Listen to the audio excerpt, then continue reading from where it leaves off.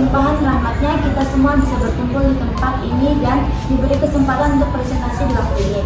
Seperti kata pepatah, tak kenal maka tak sayang. Jadi sebelum mulai presentasi, kita kenalan dulu yuk. Pose with the fans. Pose with the pose with the pose pose with the fans. Pose with the pose with the pose pose with the fans. Fans. Pose with the fans. Pose with the pose with the pose pose with the fans. Pose with the pose with the pose pose with the fans. Fans. Pada kesempatan kali ini kami akan mempresentasikan tentang buga.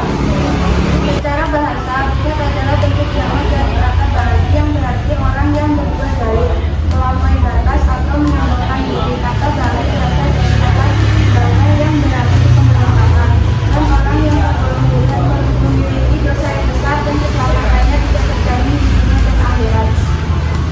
Secara istilah, bugaha diartikan sebagai pemberontakan atau gerombolan pemberontak yang menentang kekuasaan negeri dengan kekerasan senjata. Bugaha dilakukan oleh sekelompok orang yang memiliki kekuatan keluar dari ketaatan terhadap penguasaan yang sah dan menggunakan penafsiran yang batil.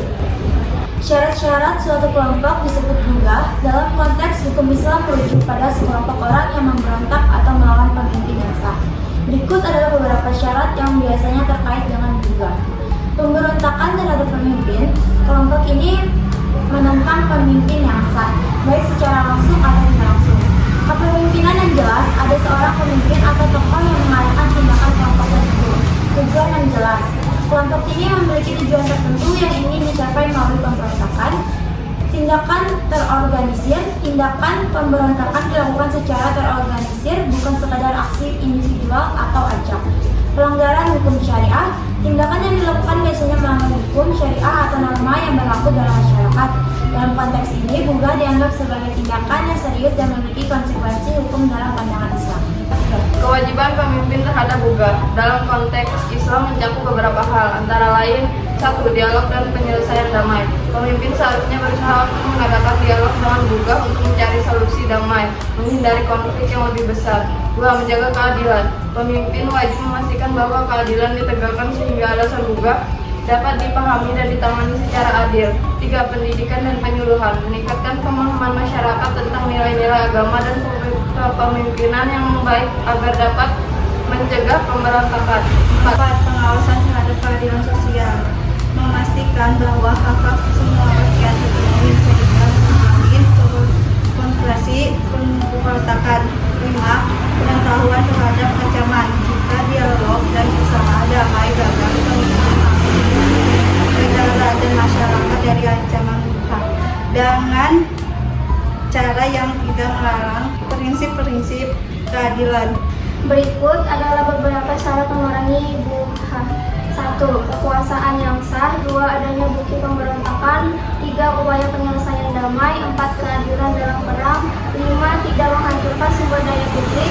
6. Dukungan umat. Berikut beberapa contoh buga. Yang pertama, demokrasi besar-besaran. Berita tentang demokrasi besar-besaran yang menentang kebijakan pemerintah atau keadilan bisa dianggap sebagai contoh buga. Misalnya, berita tentang demonstrasi mahasiswa di Hong Kong yang menuntut otonomi lebih besar dari Cina. 2. Serangan teror. Berita tentang serangan teror yang dilakukan oleh kelompok tertentu terhadap pemerintahan atau sumber negara bisa dianggap sebagai bentuk buga yang ekstrim. Misalnya, berita tentang serangan teror di Paris pada tahun 2015. 3. Pemberontakan bersenjata.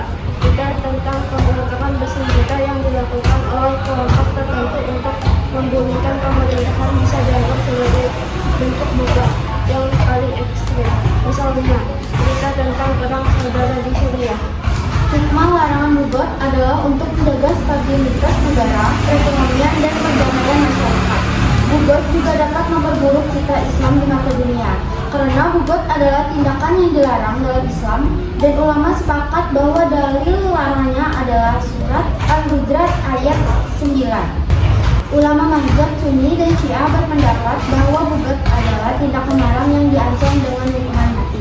Demikianlah beberapa hal yang dapat kami sampaikan. Sebelumnya kami mohon maaf yang sebesar-besarnya jika ada kesalahan. Apabila dalam menyampaikan tadi mungkin ada kesalahan kata atau beberapa pernyataan yang berbeda. Kami ini hanya manusia biasa yang harus terjadi kesalahan.